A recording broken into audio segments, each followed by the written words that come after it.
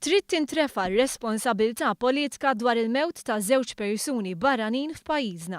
Waqt laqgħa gvern li jisma' fis-Siġġiewi, il-Prim Ministru Joseph Muscat qal li r-responsabilta għandha tintrefa doppjament minn min waqqaf passi dixxiplinarji kontra uffiċjali tad-detenzjoni akkużati b'negliġenza li waslet għal mewt u minn min ara rapport dwar ċirkostanzi li waslu għal mewt ta' persuna u ddeċieda illi ma jippubblikax.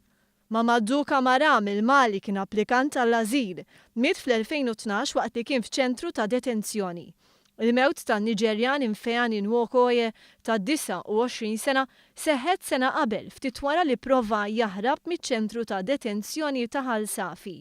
Politikalment responsabbli mill-korp tas-Servizzi ta' detenzjoni kien hemm l-eks Ministru Karm Mifsud Bonnici.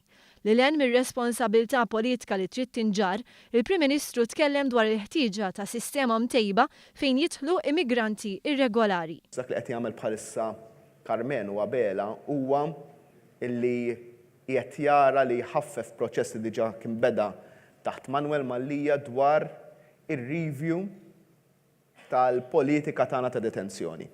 Min jiġi minn barra l-pajjiż illegalment bil-fors li jżommu bħala detenzjoni.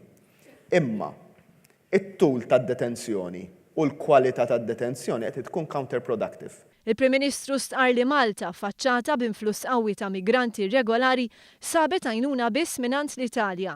Stqarr li s-sitwazzjoni li hemm fil-Libja bħalissa hija tant li jista' jkun li f'jum wieħed biss jidħol influss ta' migranti li ma daħlux sena sħiħa. Dwar il-fatt li l-militanti tal-Istat Iżlamiku jinsabu fil-Libja, il-Prim Ministru stqarr li huwa essenzjali illi Malta iżżomm in-newtralità.